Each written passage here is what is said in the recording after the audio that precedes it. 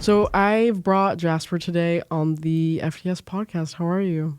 I'm doing pretty good. I'm feeling a little nervous, but I'm excited to be here. It's gonna be great. Yeah, I'm excited that you asked me. I met Jasper in the rooms in Baltimore when I first got, pretty much when I first got here. Yeah. I didn't even have my weave in yet. Isn't that crazy? Yeah, It's I know. been 7 months, and your presence has been amazing to be around. Aww. I wanted to bring you on to talk about LGBT issues. How do you kind of identify now today? Today, I identify as a trans masc guy, and my sexuality feels like very fluid. I mean, we talked about lesbianism or being a lesbian, I guess last time we hung out. And so I think that since identifying as a trans guy, the word lesbian, while still like fits, because sometimes I just see like to be a lesbian is like it's like a cultural practice. There are so many people can identify as lesbian, at least in my opinion. It just feels more fluid. I think I'm adopting more fluidity, not only in my gender, but in my sexuality. Yeah. So sometimes the labels are helpful, sometimes they feel limiting, sometimes they're also helpful. So yeah, I guess. I kind of want to break down what does it mean to be fluid in your gender? To be fluid in my gender for me is that I work hard within myself to be a good balance of both like my masculine and feminine energy for me. Like that is going to look different. I would argue for everybody. But for me, I present more masculine, but I would say that the people that know me like most would say that I'm a very soft, squishy, gentle, almost what I would say most people call me like feminine person. You know, I have a lot of people in my life who are like, well, your energy is so feminine. And, we could even break that down, but I'm like working to, I would say, deconstruct any toxic masculinity that I have absorbed from my upbringing or from guys that I grew up with. And I guess like redefining what it feels like to me to be masculine. And so my gender feels fluid in that I want to incorporate like all of my energy and not just one or the other. And I do feel like as a masculine person, for me, I am really feminine. Like I am the stereotypical feminine qualities, like nurturing and warm and loving and open, stereotypically. So do you feel like when you started transitioning, you had to fit more so masculine and only be that? So it was this journey of figuring out that you wanted to incorporate both feminine and masculine? Definitely. Like I felt like the more the more of my identity that I started to embrace, which just for me was like me leaning more masc presenting and me embracing more of my masculinity.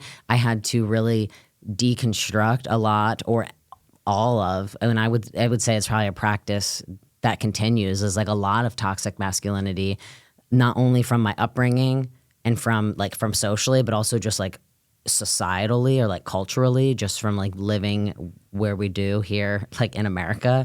Give an example. My example of this would be oftentimes in my relationships, I'll say in my current relationship now, I like sometimes feel myself feeling like there is a power struggle when I am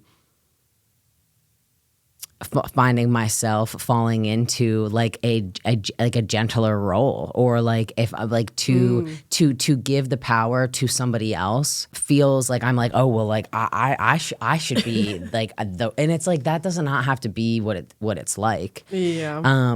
In fact, I actually enjoy that experience of like sharing the power or like passing, like it doesn't need to be that I grew up in a home where my father had all of the power and was like, the head of the house.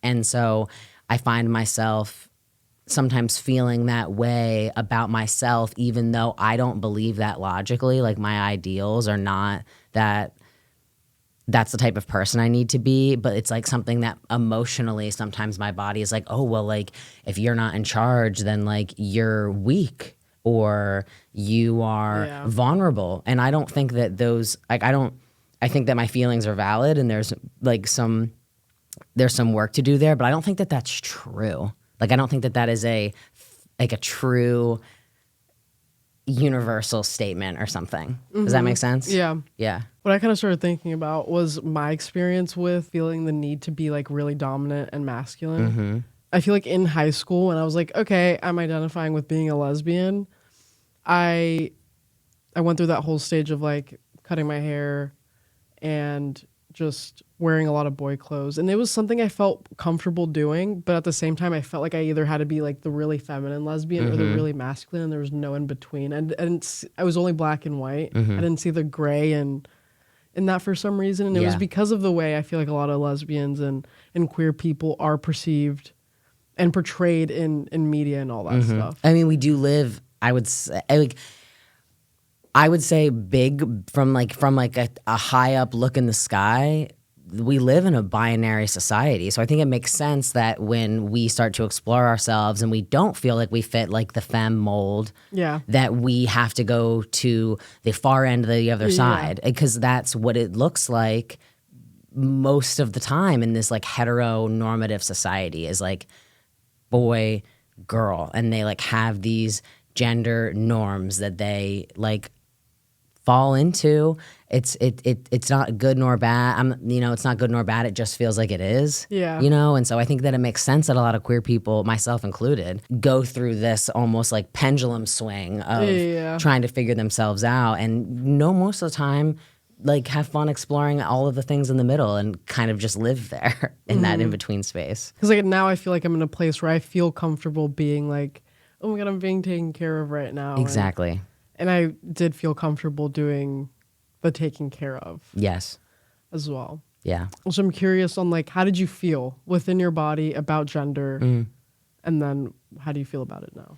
I think that I want to like shout out to like the trans and queer community for this, because I feel like growing up I had no representation. So all of I've heard this term before, like rings of Kiev moment or something, like all of these like spiritual awakenings, if you will, of my identity have been when I was around people who I was like, oh, I kind of like that, what they're doing over there. And I can really relate to them. So it's funny, growing up, all of most of my friends that were not queer or trans, like at the time, are all like queer or trans now. So it's like funny that those were like my friends when I was little, even though I'm not like, I don't talk to all of them every single day or, anyway, our relationships look different today. However, I think it's funny that when I was a child, I was surrounded by it, even though none of us knew at the time that that's who we were going to be today. Yeah. And then when I, started embracing more of my queerness, it was because I was like around queer people. I was around at the time, like other girls who liked girls. And so I was like, okay, so like this is cool. I definitely feel like for me as well, the exposure of like seeing that was a thing. Yeah. Helped me realize that I was attracted to women. But I feel like the big debate in society today is that this is being exposed to children very young. There's people on the extremes of that, of like keep my children away from gay people at all because they're gonna think they're gay when they're really not.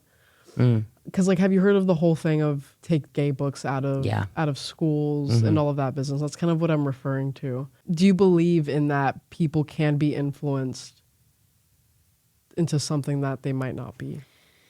I think that people's concerns about children being too early on like subjected to like queerness and queer culture is more about people being against gayness and queerness than it is about protecting the children, because I don't think that there's anything wrong with it. There's nothing like, I feel like it's like almost like weirdly like sex shaming. It's like we're kind of like tiptoeing into like sex negativity zone, because it's like if we are stripping children access to a very real part of reality, which is gayness, is queerness, and they can only be subjected to heteronormativity because they will be seeing that.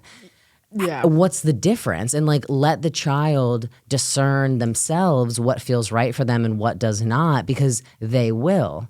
Yeah. Like, especially hopefully with good parenting and nurturing, you know, like my thoughts are if that's happening, it's like, well, what are you so afraid of? Are you afraid of your child being gay? And if you are, then what does that say about, now we're kind of stepping into a different conversation.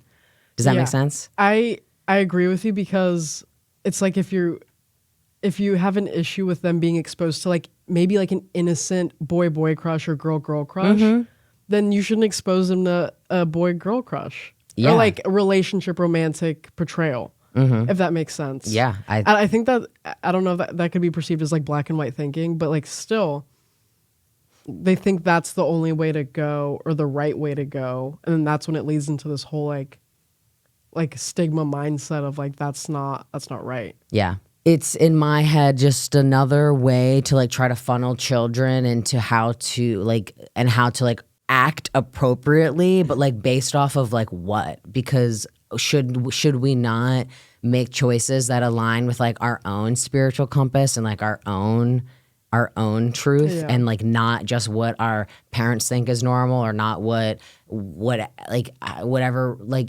religious practice you follow. Like, shouldn't you be able to make your own choices at the end of the day? Which I also think like if we get into a conversation about consent, is like, shouldn't we be given all of the information so that we can make an informed decision? Like, are you, and we're talking about, you know, children here. So, you know, we could take this a million ways, but I believe that to make an informed decision, and so that I can consent to the decisions that I'm making, like that I need all the information. Like, sometimes we consent to things and then we're like, yay, you're like, yay. And then we find out more information and we're like, oh, I would have not agreed or consented to that if I would have known more of the information. Like, I don't know if I would have pursued guys the way that I did in high school if I knew that there were other options, or if I was around that and could have explored that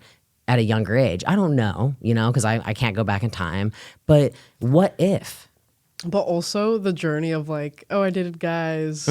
It's like, that's what it's about. For it's sure. Like you're figuring it out. I have no regrets per se, but I just like wonder, you know, I wonder if things would have been different if I would have had access to more information. Yeah. More, you know, I just wonder, you know, wouldn't change anything. I'm grateful to be the person that I am today. But it's just interesting. It's interesting to ponder about. Definitely. Yeah. We went on a little sidetrack. You were talking about being exposed to queer people, and that made something click. Yeah. So I remember so the first time I went to, you know, I was like she, her pronouns. I was just like a cute little lesbian, like living it up, you know, and then I went to this like rock climbing event, and for the first time was like around other trans mask people. And like I say for the first time, and I like kind of genuinely mean that, because before this moment, it was also that before that moment, it was like COVID times. And like during COVID time, I was definitely like probably at a bottom in my life. I was in a relationship that was hard. You know, I was living in a situation that was hard. There was a lot of like hard stuff going on.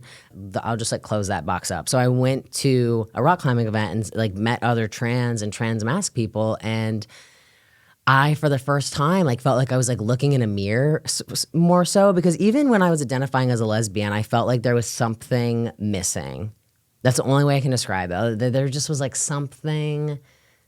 There's just like something not clicking for me still. It was better than what I was doing, but it was just like not done. It's like, you know. And so I just remember hanging out with these people and talking with them, and I just like felt like for the first time that I just felt like I really related to these other people, and thus then kind of like catapulted me into a like reflection of my own gender. I started questioning my gender. I just started thinking a lot about it. What was that thought process kind of like? I kind of like, I always kind of knew that I have like memories of being a little girl and like being upset that like I like couldn't stand to pee like the boys did. I like used to get so mad about that. And I got treated different from the boys by the boys sometimes, like, and they would say it was like because you're a girl, and I was like, I don't understand what you mean. Yeah. I don't understand why we're different, because I didn't see us as different. I felt like, if I may, I was like the alpha of my neighborhood. You know, I like got all the boys. I got all the boys to play together. I decided what games we were playing. Those are the games that we were playing. You know, and like we did that like 7 days out of the week, all the time. We play outside, and that like continued when we moved, and so I like never saw myself different, but I remember when people started seeing and treating me different, like because I was a girl. And I was like, and I didn't understand. I did not understand. It wasn't clicking? No, I literally didn't understand. Yeah. I just like didn't even think it was real. Like it was just so weird. And then I remember like during puberty, I never wanted to learn about anything that was going to happen to me. Like, was it like a ick? It was like a total and complete denial. Like I did not want to learn anything about it. If anybody would have brought it up to me, I probably would have snapped at you. Like I didn't want to hear about how my boobs were gonna grow. I didn't want to wear bras. Didn't want to talk about periods. Like I didn't want to deal with any of it. Yeah. Like the first time I did, like I had my first bleed or had got my period, I remember.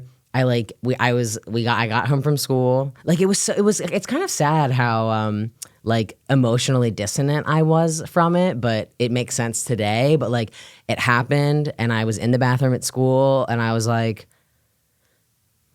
okay, and I just like rolled up some toilet paper and just like went to class for the rest of the day. And then like we got home and we were playing outside, and I like told the kids I was playing outside with like, hey, I gotta go inside really quick, and like went inside, and I think just asked my mom for tampons. Like didn't even like just went immediately to tampons, like, you know, like just like, you know. And I remember being like really excited I got it. Well, I just like, I felt nothing. I don't know. I mean, like obviously now it's not exciting at all, but I don't know. It felt like, oh my God, I'm growing. And like, I don't know why. Yeah, I was kind of proud of it. I like that. Yeah. Today, I feel different about it. I've like really worked on my relationship with it. And that's not the experience for all people, gender fluid, trans folks. But for me, I don't hate mine today. But then like my mom was crying, and I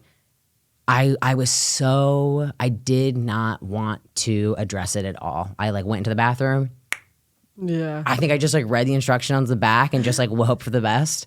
And I just like continued to live my life. So, and I just feel like it's been that dissonant forever. Like the only time that I think I really embraced like my outward femininity was when I was trying to get guys to like me. Like that was the only time that I think that I really played into like trying to be this like hot girl or something. It's because I was trying to get attention from others, which at the time I don't know if I would have known that. But today I can look back and say like, I think that being around community, which honestly takes us back to the kids comment, which is that like, I think that we all as a community, queer, trans or not, like even if you do fall into heteronormative binaries, which is like fine, it's fine. Like that is also a reality and a part of the world. Like we need each other to reflect and mirror to each other, like who we want to be and what we want, because we also then get to feel like, no, that's actually not for me.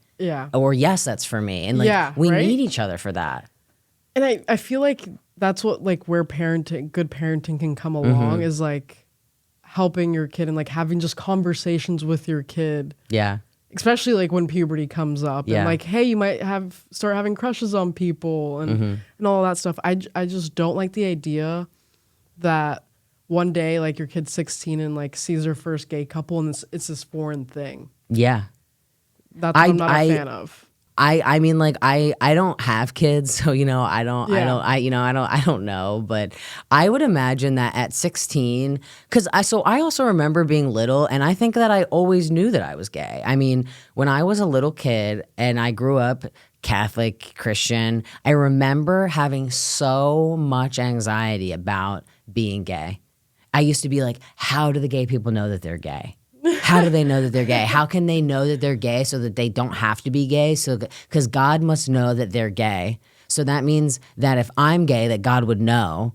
And so I used to have so much anxiety about being gay that I would venture to assume meant that, like, I always knew that I was gay. I always knew that I was queer. Like, I always knew that about me, because when I share this story with people who don't identify that way, they're like, yeah, I didn't have that experience. Like, you know, even when they did learn about, even in like, in a Christian Catholic upbringing, like, they're like, oh yeah, I didn't stress out about that. Yeah. Because I never felt that. I never even had that little inkling. And so I think that there was a part of me that always knew. And I think that it was something that we couldn't talk about or couldn't be addressed. Even when I did come out to my family, and it's different today, but at the time it was like, not welcomed with open arms.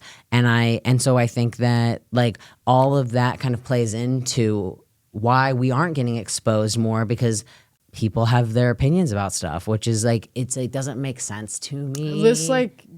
This debate needs to be done. And Yeah. it shouldn't even be a debate. Yeah. Actually, so I have brought people on the podcast before where I'm like, so do you think being gay is a sin? And they're like, yeah. But it's like, I now today wouldn't do that because it's not a thing that's up for debate. I am like, it's hard because this podcast is all about giving people a voice. Yeah. And sharing their opinions and experiences. Yeah.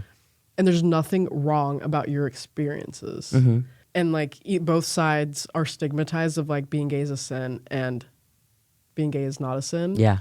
But I wouldn't do that today because for me, I don't think it's like a thing that we need to talk about because being gay is okay. Yeah. Yeah. You know does that make sense? I do. Yeah. I do think, though, I mean, the being gay as a sin comes from a book and theology that has, like, I don't know if this is the right word, but like has like perpetuated itself through time. Yeah. And has like, is like a little bit that, like, I would say is at like the foundation of the culture of the world that we live in, even if there are people who want to act like it's not. Yeah. It is.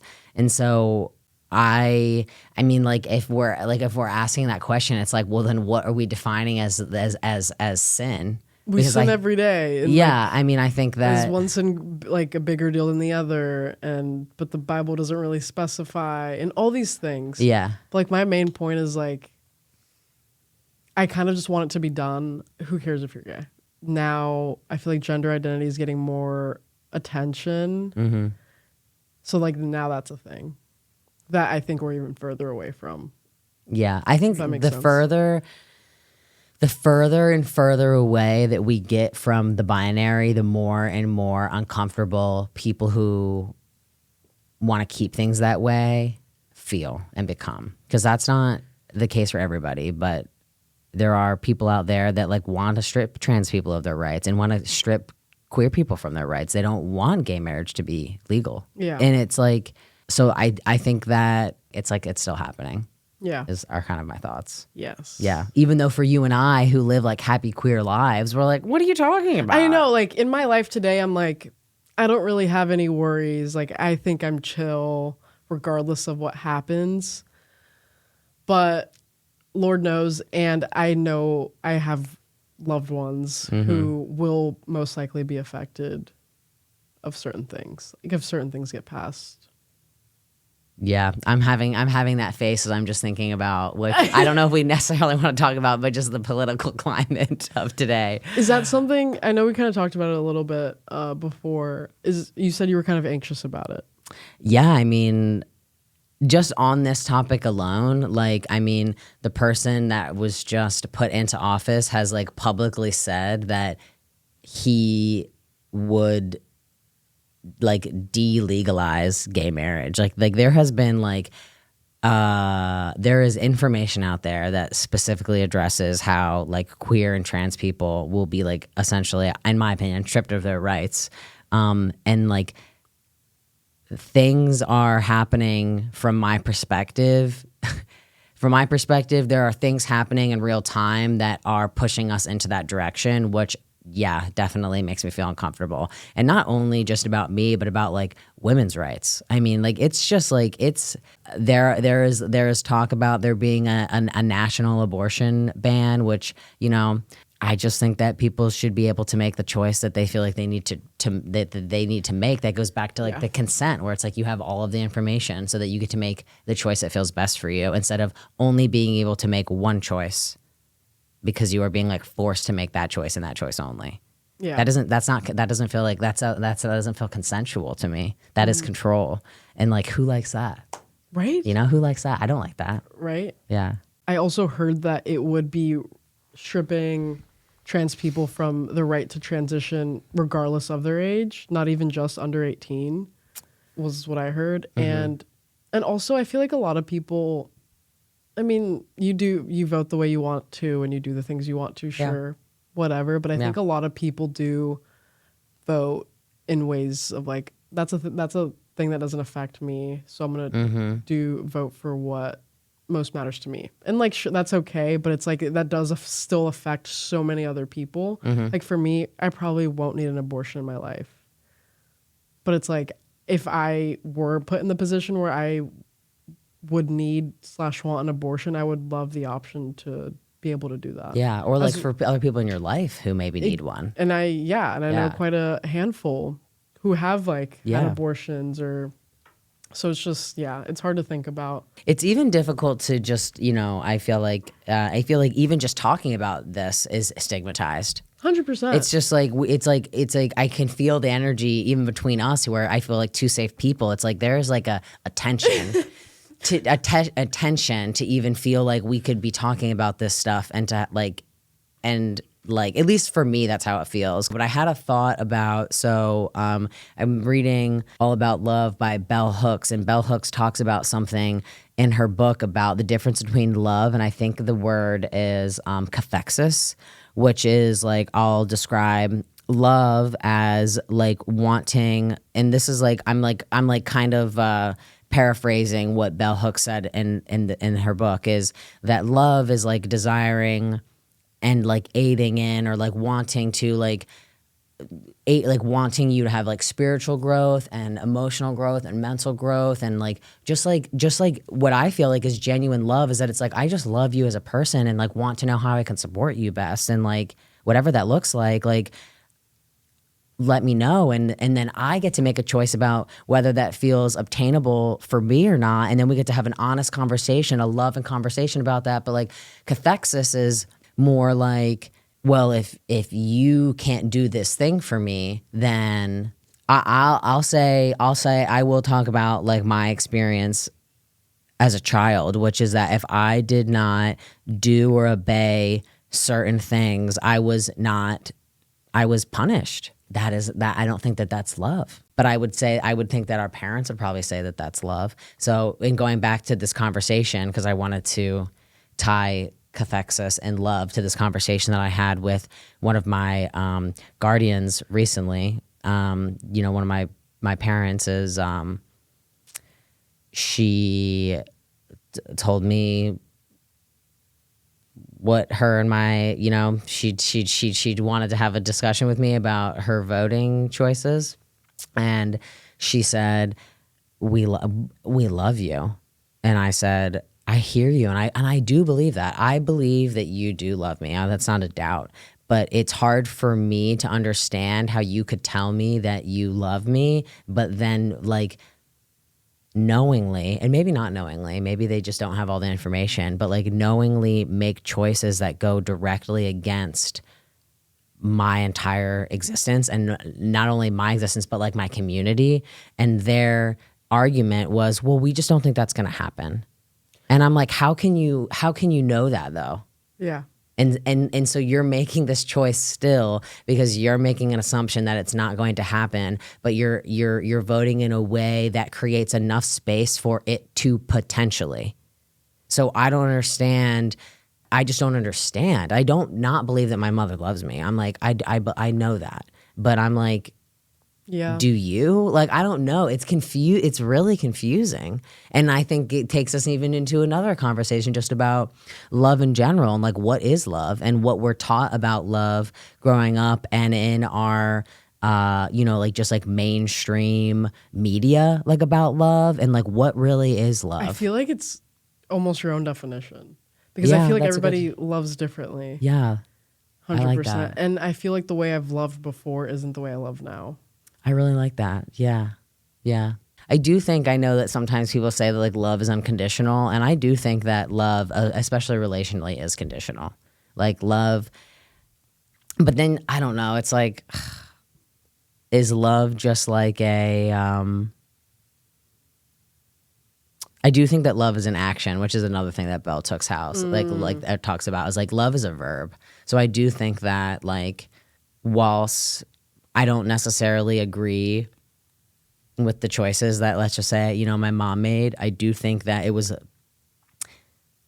loving of her to like want to tell me, even though I like, think that it's kind of, I don't understand, but I'm like, I'm not like. You appreciate that it's honest? Yeah. I didn't ask for honesty, but I can see a lovingness in her action of like trying to want to be honest with me, which I was like.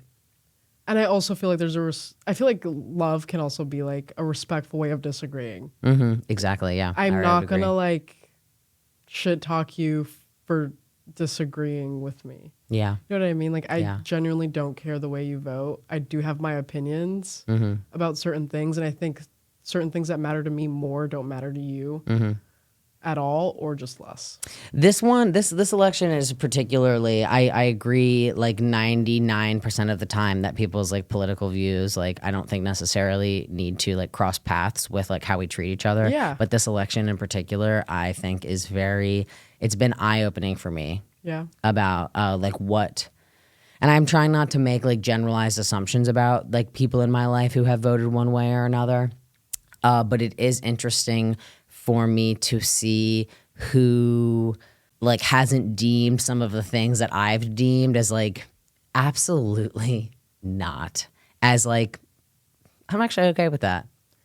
And I don't understand that. And I have been doing my very best to get curious about that with folks that I am willing to have conversations like that with, which right now doesn't really feel like a lot because I really don't want to argue.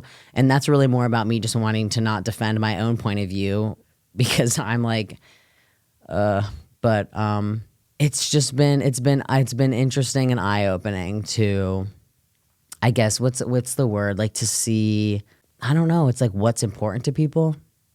Yeah. And like, it's just, I don't know, it's sad. I think I was sharing to you before we started that like I feel like very disconnected from people right now. Really? Yeah. And like not from you necessarily, but like I feel really disconnected.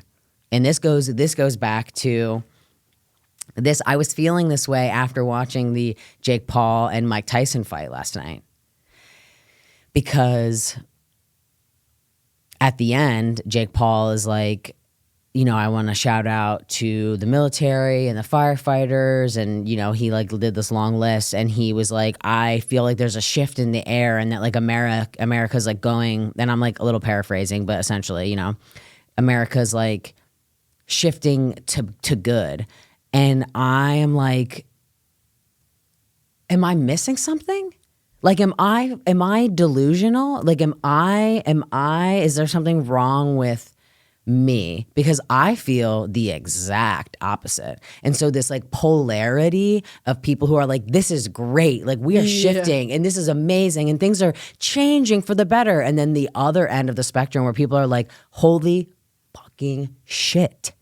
What the fuck are we going to do? Like we are like on opposite ends of the spectrum, in my opinion. Yeah. And that feels polarizing, which has left me feeling disconnected from people because I'm like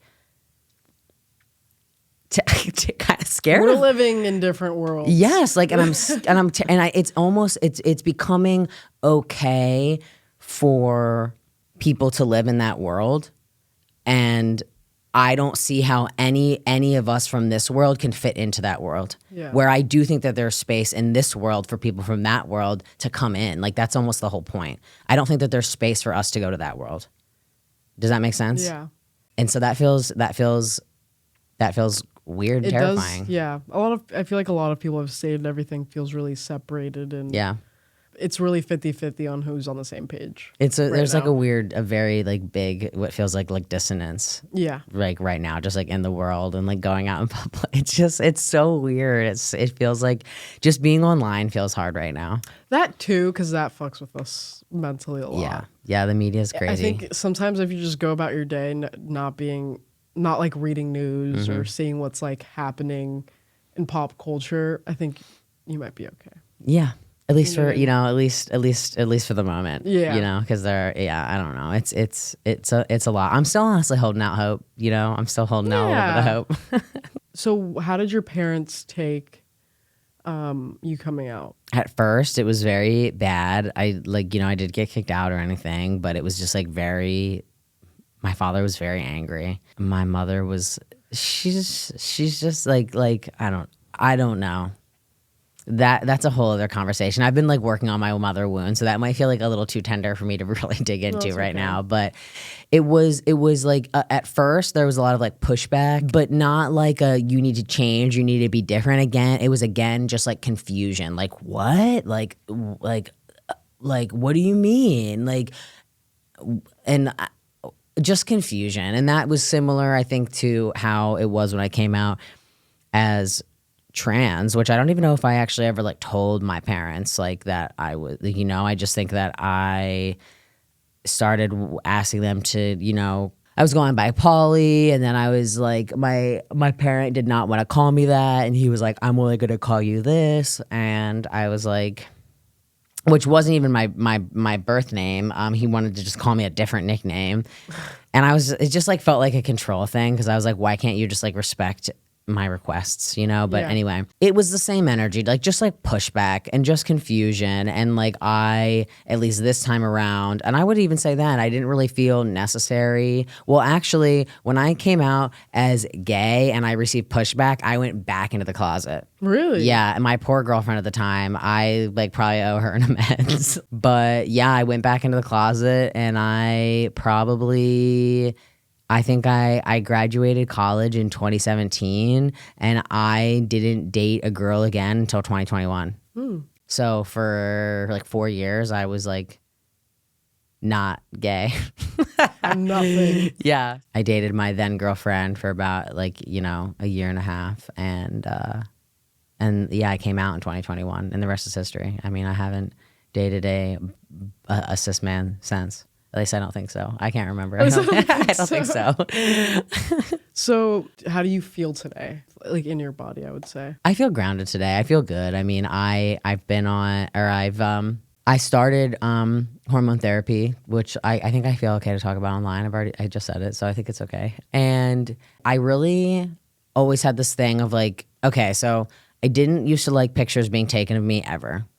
And then I went through a period where I was like, okay, I kind of like the way I look. And this was when I was like masked lesbian. I was like, okay, I kind of like, so there was like an awakening. Then there was a period of time where I didn't like the way that I didn't want to do pictures anymore because I didn't like the way that I looked. Then I started like masking and not masking like autism masking, like MASC masking. And I liked pictures of myself again. Now I'm in a period again where I'm like, oh, I don't like the way that I look, but I also feel good about myself. I think that I'm like hitting another like edge of growth, which is wonderful. But I feel like it's super fluid. Like even though I feel great and I feel better in my body and in my skin, and hormone replacement therapy has also helped me like emotionally. Like I don't feel like so consumed by my emotions, which I also think has a lot to do with recovery, to be honest. Like it's like a both and thing. But when I look at pictures of myself, like pre-transition, it feels like I'm looking at pictures of a different person. It like feels insane to me that like it is like that though. It is so crazy. And when I show pictures of myself to people when I was like, in like 2015, 2016, people are like, what? I'm like, yeah.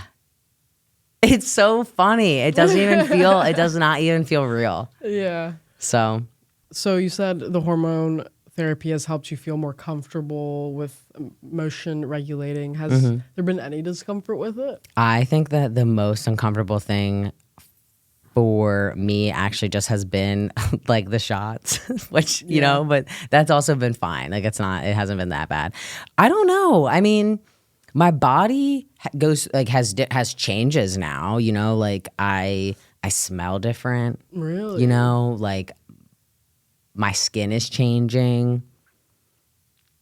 My hairline will change. Like, you know, I do actually think my hairline has changed, but like, you know, I think that it will continue to change. It's only changed like very little, but so I think that I was terrified of the changes that were supposed to happen, like the voice drop, the growth, you know, that happens. Like I was terrified of all of those things.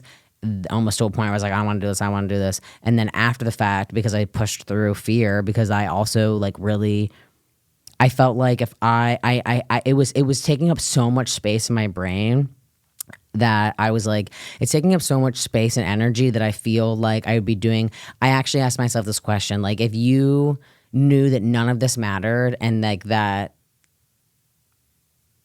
I don't know, something crazy. Like if you were to like die and that you would just like repixelate and like come back to life, like would you do it? Like if you knew that everything was going to be okay and you knew that you were going to love the outcome and you knew that you were going to be happy, would you do it? And I was like, abso-freaking-lutely. And so I was like, I feel like you have to try it. You have to do it then, because I had no doubts. I think that what was holding me back was like fear of the unknown. And so I did it and I have no regrets. I like couldn't imagine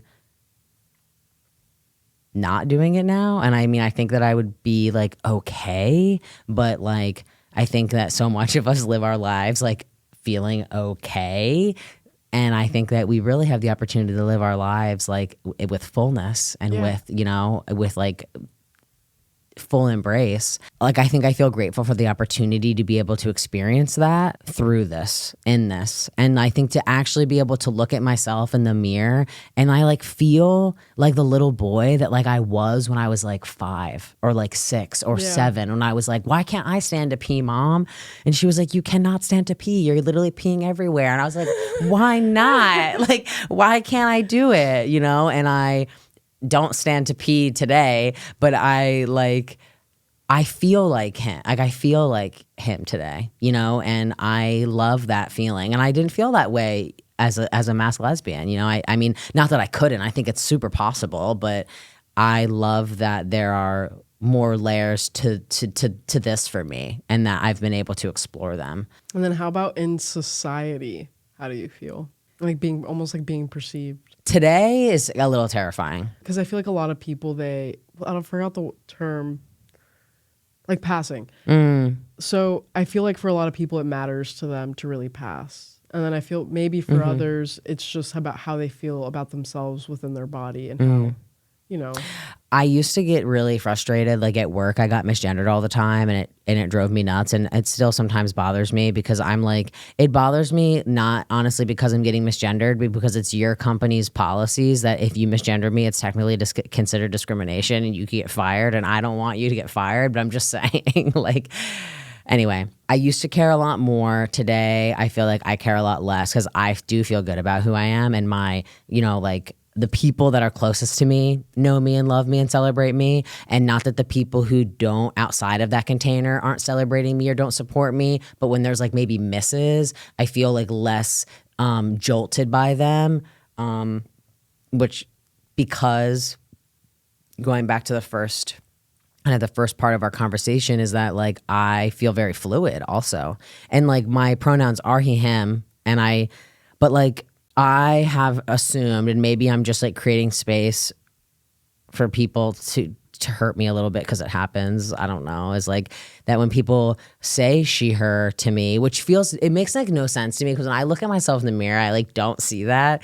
But I'm like, well, maybe they feel a sense of nurturing and warmth when they're around me, which just immediately makes them feel like those are what my pronouns are. It's just like instinctual to them because of how they feel in my presence, which I'm like, whatever. I don't, you know, whatever. I think that, I mean, I could probably write up a scenario why I'm terrified both of passing and not passing, both as a perceived male and female. I mean, in any and all situations, I think that I'm terrified. I mean, I was terrified to be a woman for years because of the way that women are treated in the world. I mean, like, honestly, like, I mean, there was a period of time where I was like, am I only trying to be more masked because I'm literally terrified of men, you know? And I'm trying to protect myself by like trying to be a man,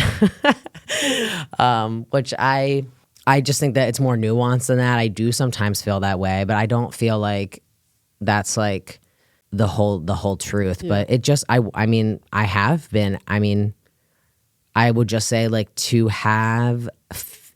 be a born female, I am like terrified of the parts that I have and that I carry because of how they are perceived and treated in the world, just period.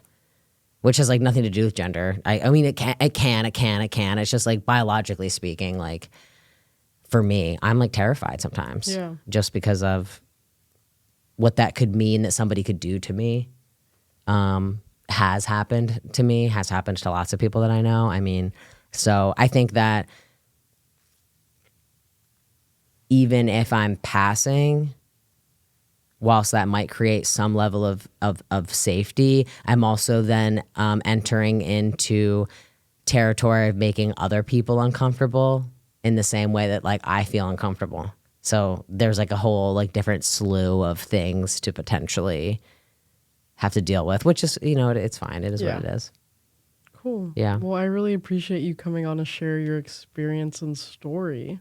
Thanks so much for having me. Of course. Yeah. Did you enjoy? Did you have a great time? Yeah, I hope that, you know, what we talked about and what I shared was helpful to even like one person, you know, or nobody. But yeah, this was great. I think we broke some stigmas today. I hope so.